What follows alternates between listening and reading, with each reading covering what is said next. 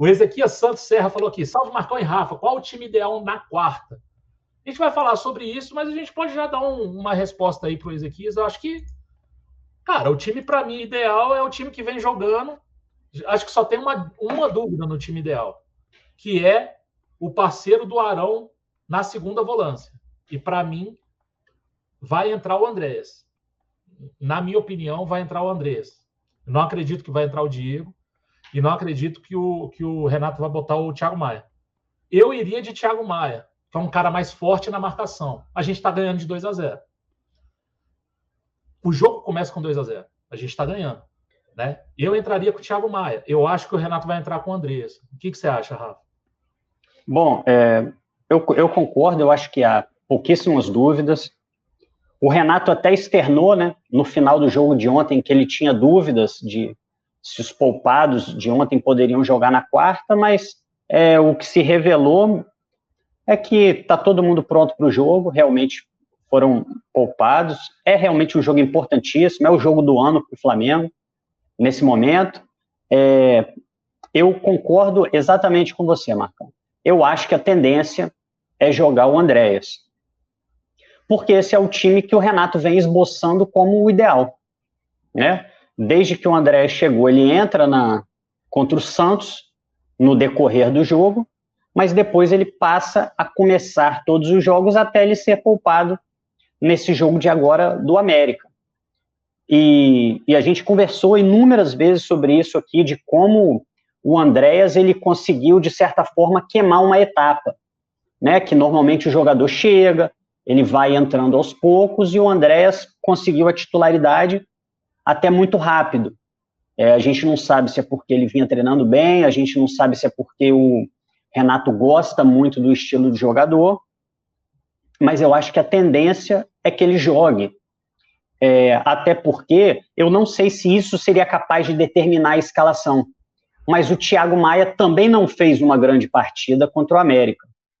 Não achei que ele foi mal, mas achei que não foi aquela partida que credencia o jogador a tomar a posição do outro.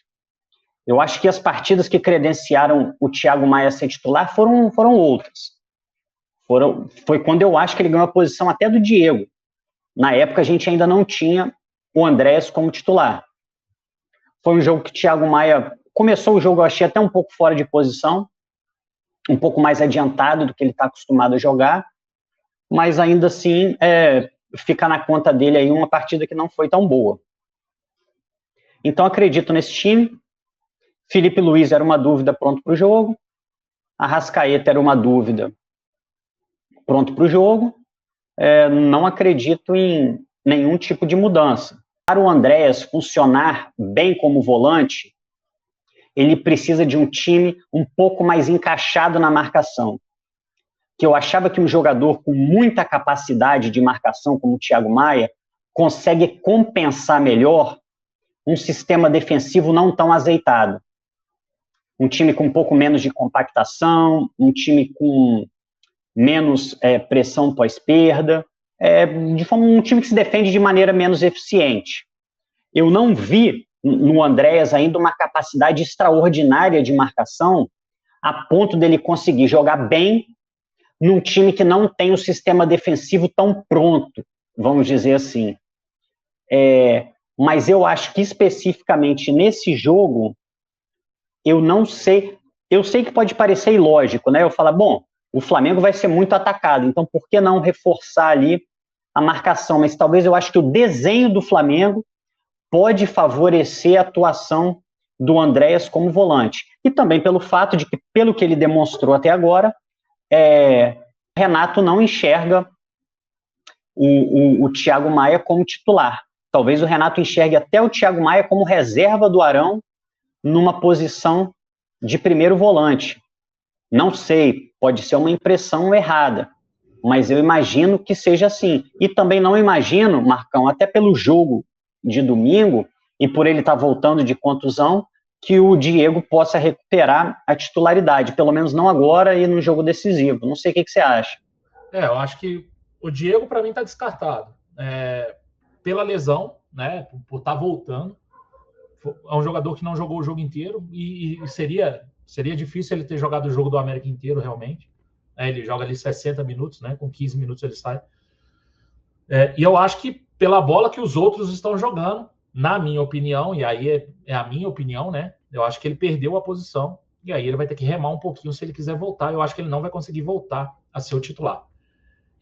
Com relação ao Andreas e o Thiago Maia, é exatamente por ser mais atacado que eu acho que o Thiago Maia deveria ser o titular. Acho que ele tem um poder de marcação maior do que o Andreas, apesar de reconhecer que o Andreas no seu último jogo jogou bem como segundo volante, que é o jogo do Grêmio. Né? Ele joga bem ali como segundo volante. Até quando ele foi adiantado, eu acho que caiu um pouco. Né? Cai também até pela questão física. Né? No momento do time, o time todo dá uma baixada. O Flamengo do Renato mudou as características daquilo que a gente estava acostumado. O Flamengo mudou. As características do Flamengo hoje são outras. São outras características que fazem o Flamengo vencer, gente. O Flamengo tem um percentual com o Renato de 70 e tantos por cento de vitórias. 70 e tantos por cento de aproveitamento. Não é porque eu não gosto que está errado. Longe disso. Né? Longe disso. Eu não me sinto confortável, vou ser bem sincero.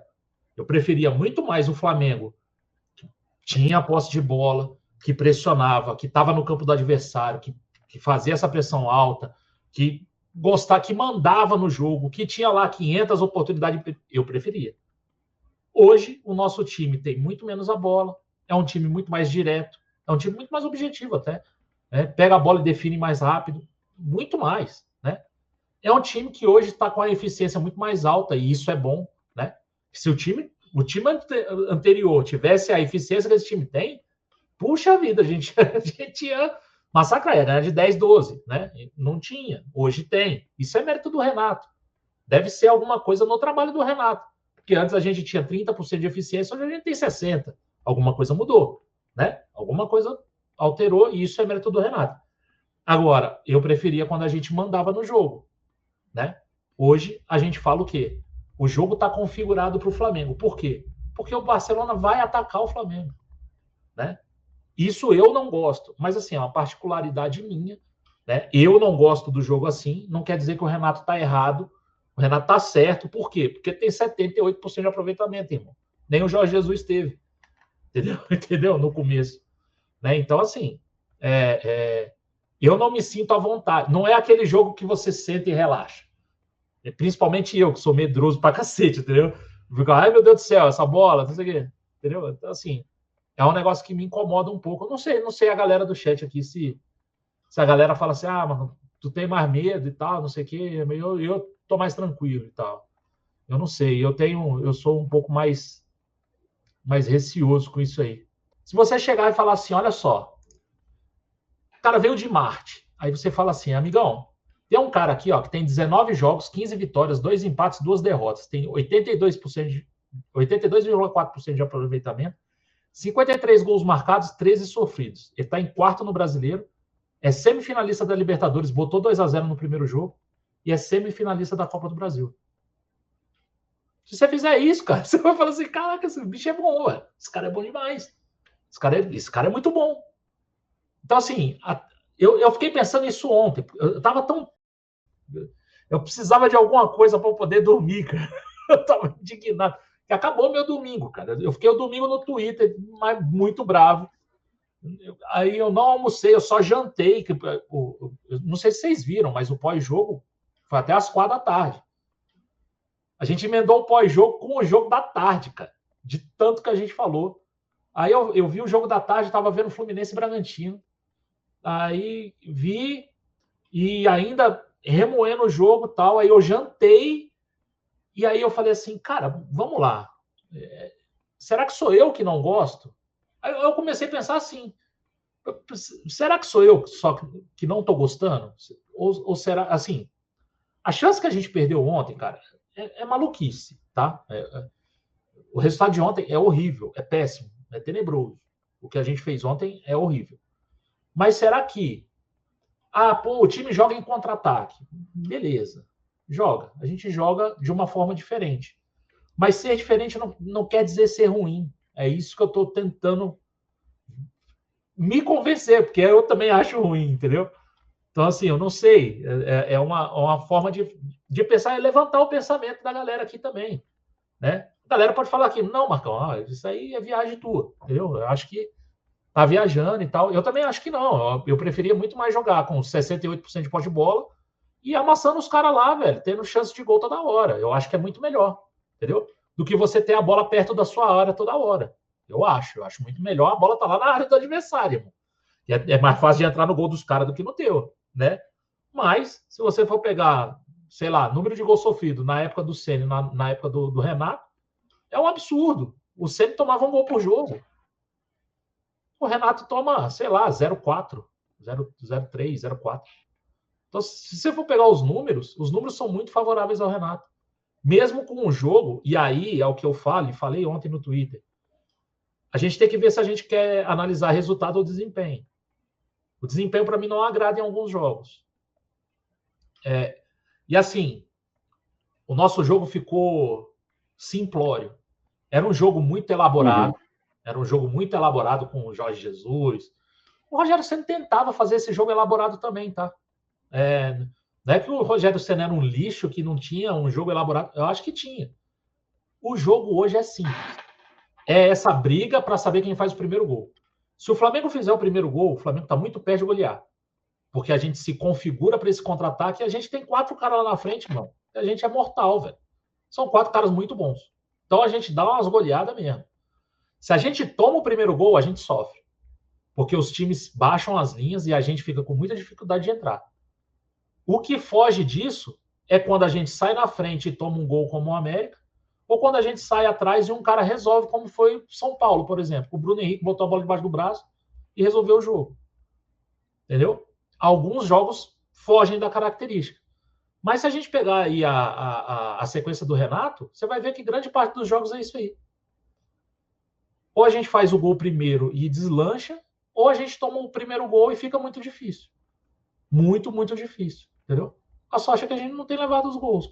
Aqui, ó, o Diego Levino falou aqui, ó, Marcão, o que me incomoda é a soberba do time achando que pode fazer gol a qualquer momento.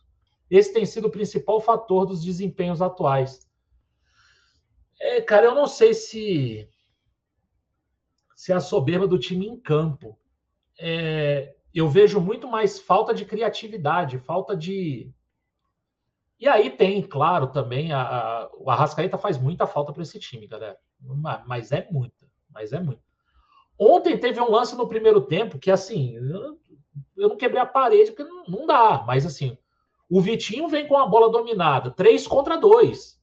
Abriu alguém do lado, abriu Pedro e Bruno Henrique do lado. Ele esperou, o cara veio por trás e tomou a bola dele, cara. Se é o Arrascaeta ali, podia não dar em nada. Ele podia ter passado a bola, o cara ter perdido, ele podia ter errado o passe, mas ele não ia morrer com a bola no pé dele, sabe? Tem algumas coisas que faltam, né? Então, assim, além do time se fechar e ficar muito difícil de passar, eu acho que falta também. O Arrascaeta faz muita falta e tal. Acho que falta, assim, eu não vejo o Flamengo, vou tocar a bola aqui e vou fazer o gol quando eu quero. Nesses 2 jogos eu vi falta de criatividade mesmo. Faltou alguém que pegasse a bola ali, fizesse essa bola correr mais rápida, virar o jogo mais rápido, sabe? Tentar fazer alguma coisa de diferente para pegar a defesa mais desprotegida. Quando você pega... O Flamengo ultrapassa o meio campo, tá lá as 2 linhas de 4. É difícil, cara. Se você não fizer alguma coisa de diferente, é muito difícil você passar de 2 linhas assim. Como é que foi o nosso gol? O Michael pegou uma bola, veio, o Pedro fez uma jogada inteligente, quebrou os caras e a gente fez o gol. É muito difícil se não tiver um toque de criatividade. Eu achei o Flamengo sem criatividade nos últimos 2 jogos. Isso eu achei. O que você acha, Rafa? Isso aí não tem jeito, né, Marcão? Sempre que a gente não tiver Arrascaeta, Everton Ribeiro, Felipe Luiz, as coisas vão ficar um pouco mais difíceis pra gente. Mas eu concordo com você, cara. Eu acho que não faltou transpiração, não. Eu acho que faltou inspiração, esse toque de genialidade que o Arrascaeta tem, mas eu acho que faltou organização e repertório. Eles poderiam até ter resolvido o jogo. É lógico. A gente estava conversando aqui nos bastidores, né, Marcão? Eu até dei um exemplo. Será que se o Arrascaeta entrasse no momento em que entrou o Lázaro e o Gabigol entrasse no momento que entrou o Kennedy? será que faria diferença? A gente não sabe, mas a tendência é que as coisas ocorreriam de maneira melhor, né? O Kennedy nem pareceu ter condições de entrar num jogo de futebol profissional. Achei o Kennedy muito mal fisicamente. Sim, preocupante. Negócio preocupante mesmo. Em outra rotação, né, cara? Em outra velocidade. Eu até questiono se, enquanto ele não recuperar a condição física, se ele deveria entrar. Se eu não me engano, ele entrou contra o Barcelona e ele entrou contra o América. Contra o Barcelona e entrou contra o América, é isso aí. Eu sei que é importante o jogador jogar, até para ajudar a recuperação, mas eu acho que o cara precisa ter um mínimo de condições físicas para trabalhar. A enxada dele é o corpo, cara. Que vem, Rafa. Corre o risco da gente fazer um empréstimo e esse cara jogar só o Carioca e ir embora. Olha isso. Porque o contrato dele vai até o meio do ano que vem só. E foi um empréstimo pago? Barato, mas o salário do cara já é pesadinho, né? Já conta na folha. Tem um negócio legal aqui, o Vitor Gabriel mandou aqui no chat, falou aqui, Marcão, quando o Renato chegou, o Flamengo estava 7 pontos atrás do Atlético. Hoje está a 11. Acho que isso prova que o Renato prioriza as Copas, que tem um resultado totalmente diferente. Cara, eu não sei, cara. Não sei se o aumento da diferença é uma prova de que ele está priorizando as Copas, entendeu? Agora, que a gente não pode negar que os jogos, as vésperas dos jogos da Libertadores, são jogos totalmente que destoam daquilo que o Flamengo vinha fazendo no campeonato, acho que tá na cara, né? Então, é o empate do Ceará, é a goleada pro Inter, é a derrota pro Grêmio e é o empate contra a América. São os 4 últimos jogos de Libertadores. Tá na cara, né? Sim. Cara, eu acho que a questão é a seguinte, né? Normalmente os técnicos de futebol, não vou falar só do Renato, não. Muitas vezes eles são muito evasivos nos poucos momentos que eles falam, que normalmente é na coletiva pós-jogo. Então a gente precisa aqui tentar identificar padrões para saber como pensa o técnico e mais do que como pensa, como ele age. Porque às vezes ele vai chegar na coletiva e vai falar, não priorizamos coisa nenhuma e não sei o quê, mas qual é o padrão? E aí, eu acho que essa dúvida sempre pairou aí sobre a cabeça aí dos flamenguistas, porque o Renato tinha esse padrão no Grêmio. Mas aí você pode falar, é um time que valoriza esse fato de ser copeiro, é um time com elenco mais curto, é um time que talvez não tivesse tanta condição de fazer um rodízio e manter a qualidade. Mas eu acho que a gente teve parte dessa resposta nesse jogo contra o América. Até como você destacou, pela forma como ele poupou. Ele poupou sem nem levar alguns jogadores que ele considerava que poderiam mudar o panorama do jogo, caso a coisa não andasse tão bem quanto ele queria. Então, jogadores nem viajaram, jogadores que tinham condição de jogo. Então, ele resolveu poupar todo mundo ao mesmo tempo. Como parece, como seria uma maneira mais lógica, que ele fosse aos poucos, por exemplo, tirado alguns jogadores do jogo da volta contra o Grêmio, que o Flamengo já estava praticamente classificado. Por que não? Você fazer... porque quando você faz, né, o rodízio de jogadores ou poupar jogadores, o ideal é que você espalhe um pouco mais isso aí, para o time não ficar desfigurado. Quando você entra com um time somente com 2 titulares para um jogo do Campeonato Brasileiro, e alguns desses titulares sequer estão no banco, eu acho que está cada vez mais difícil ele sustentar essa versão que ele fala na coletiva pós-jogo. Que ele chegar e falar, não, nós tratamos toda a competição com a mesma prioridade e nós somente poupamos porque havia uma condição médica que determinava isso. Cara, a fala está começando a destoar um pouco das atitudes. Aí Aí é assim, ou a gente vai se fingir de doido e acreditar nele, fala assim, não, é verdade mesmo. Ou a gente vai começar a estranhar a situação e falar assim, pô, peraí, as competições têm a mesma prioridade, um jogador importante, fundamental desse time pede para jogar e ele sequer está no banco. Então, é uma coisa que é um comportamento que a gente identifica, é um padrão que a gente identifica e, como você falou, Marcão, isso está se materializando nos resultados ruins antes de jogos decisivos de mata-mata. Amanhã tem a reunião do Conselho Técnico da CBF. E aí, quando o Flamengo ganhou lá a liminar, todos os outros clubes falaram: ou libera todo mundo, ou não libera ninguém. Né? E aí, a CBF, a liminar caiu, né? Os outros times entraram no STJD, a liminar do Flamengo não é que caiu, mas ela foi suspensa, né? Ela só seria julgada em outubro. E aí, como tem a reunião do Conselho Técnico amanhã, o STJD meio que falou assim, cara, vocês se conversam aí e resolvem essa parada, né? Pelo amor de Deus. Então vai ter a reunião do Conselho Técnico amanhã. A CBF costurou com todas as cidades que têm times na primeira divisão, né? E conseguiu o aval de todas, menos Salvador. Menos da Bahia. O estado da Bahia não liberou. Então, não pode ter jogo na Bahia. Por questão da isonomia, se isso valesse, não era para ter público para ninguém, porque ou é todo mundo ou não é ninguém. Aí vem a notícia. Sem liberação, vamos lá, sem liberação, CBF e clubes da Série A vão dar alternativas ao Bahia para a volta ao público dos estádios. Segundo, aí vamos lá. A primeira alternativa a ser apresentada nessa terça é que os times que receberam o Bahia em suas casas vão receber sem público, né? Enquanto vigorar a proibição no território baiano. E a segunda possibilidade é o Bahia mandar os jogos em outro estado, né? E aí a cidade mais provável que estava cotada, que está cotada, né, é Aracaju, né? Ou seja, ou o Bahia vai ou os times vão receber o Bahia sem público, né? E aí os jogos do Bahia sem público, quem recebeu o Bahia sem público. Ou então o Bahia vai jogar em Aracaju e aí todo mundo com público, né? Seria isso. E acabou de sair agora, né? Saiu agora à noite, 7h03 da noite, e foi atualizado às 9h03.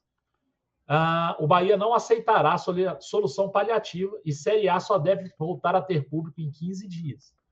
Então, o governador da Bahia, Rui Costa, não aceitou a liberação do público a partir da primeira semana de outubro. E prometeu reavaliar daqui a 2 semanas. Por mais que alguns tentem falar em solução paliativa, como o Bahia disputar jogos em outro estado, isso não será aceito pelo Clube de Salvador. Não, na reunião gravada do Conselho Técnico, que definiu os critérios de retorno ao público, o Sport defendeu e venceu a disputa para que só voltasse a haver torcedores quando houvesse 100% dos clubes com autorização. O Bahia defendeu que as bilheterias voltassem a ser abertas quando houvesse 80% dos times da Série A com liberação. Ou seja, o Bahia pediu 80 clubes da Série A com liberação. O Sport pediu 100% dos clubes. E todos os clubes foram com o Sport. Se dependesse do Bahia, tinha público para todo mundo. Só que todo mundo foi com o Sport. Ou seja, não vai ter público, cara. O Bahia não vai abrir mão. Ou seja, essa é a situação atual. Amanhã tem a reunião, o nego vai tentar convencer o Bahia. E pela notícia, essa última notícia, que é do PVC, inclusive, está lá na Globo, na Globo.com também, né? No blog do PVC lá no GE. O Bahia não vai abrir mão, cara. Então, no mínimo, mais 2 semanas sem público. Isso vai prejudicar todo mundo, né? Todo mundo aí tá doido por ter a receita da bilheteria. E vamos ficar mais 2 semanas, graças à isonomia, sem o público. E aí, Rafa? Bom, primeiro, essa é uma daquelas coincidências da vida, Marcão, que a gente não espera e nos coloca à prova, né, de certa maneira, né? Bom, por unanimidade, o Conselho Técnico da Série A decidiu que só poderiam voltar todos os clubes. a gente pode questionar se essa é uma decisão realmente inteligente pela dimensão continental que tem o Brasil. Até porque a gente não sabe o que vai acontecer nos próximos meses. Pode ser que um estado tenha que se fechar novamente.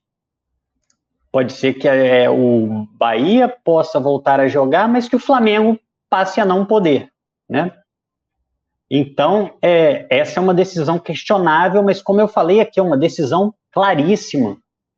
Só terá público no estádio quando todos os times puderem ter público. E isso vale também caso os públicos voltem uniformemente, mas 2 estados tenham um problema e tenham que fechar. E aí você precisa fechar todo mundo. Se eu sou o Flamengo, eu ia ficar assim, vai, fala aí agora. Fala. Eu quero ouvir vocês. Cara, só tem uma motivação isso aí. Os paulistas conseguiram, né? Tá. Aí agora, vamos arranjar um jeito, então, de jogar.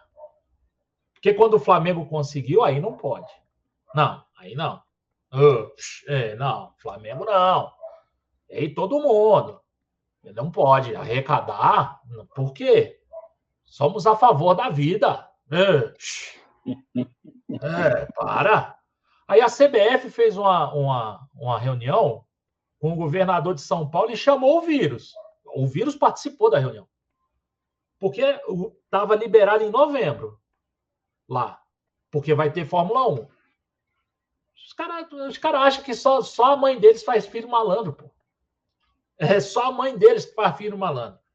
Aí, porra, não. Em novembro vamos liberar. Só novembro. Aí a CBF chegou lá e falou, irmão, então, os caras estão querendo jogar aí, pô, os caras estão ruins.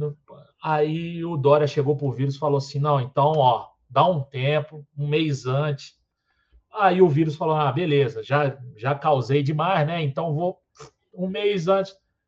4 de outubro, pum, fechou, o vírus assinou, o Dória assinou. Aí o Palmeiras, o São Paulo, opa, então 4, beleza. Só que aí o vírus estava em São Paulo, não foi na reunião na Bahia. Aí não deu. Aí o governador falou, não, aqui não, cara. Aqui o bicho tá pegando ainda, pá, não dá. Aí agora, não, pô, o Bahia...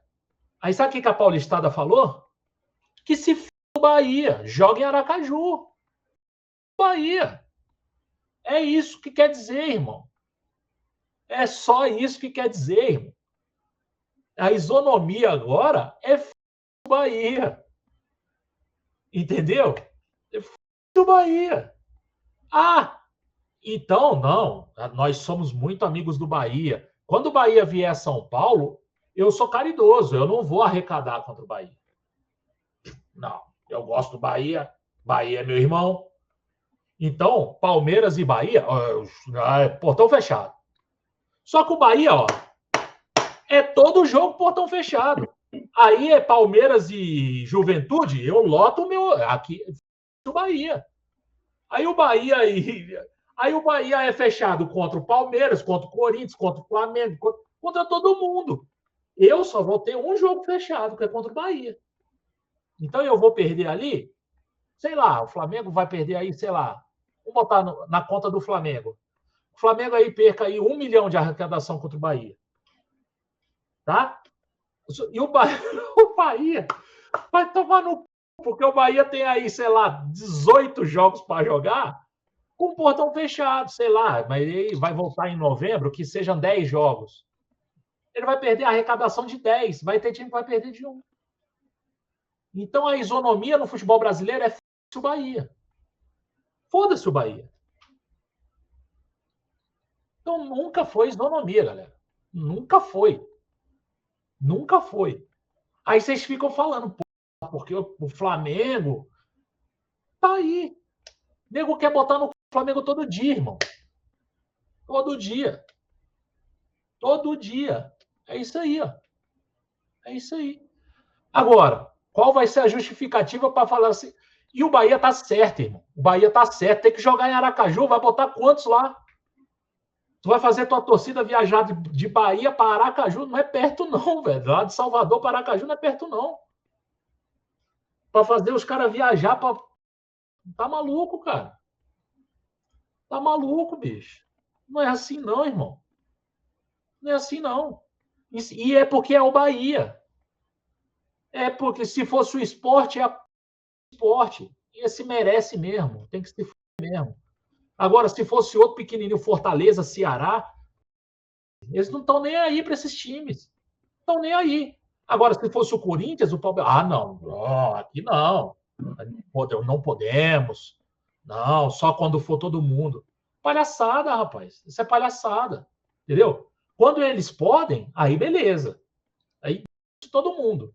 Aí quando eles não podem, eles vêm com esse papo de isonomia. E tem rubro-negro que cai. Saiu algumas notícias de que o Flamengo estaria interessado aí em um novo goleiro, né? O Flamengo tem aí essa renovação agora em xeque aí do Diego Alves para o próximo ano, né? O contrato acaba agora em 2021.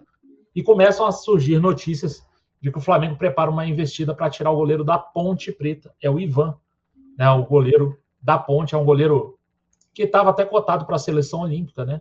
Ele se machucou um pouco antes das Olimpíadas, acabou não indo. Né? É um goleiro que já foi muito falado no Flamengo, né? Já está aqui no radar do clube desde 2018.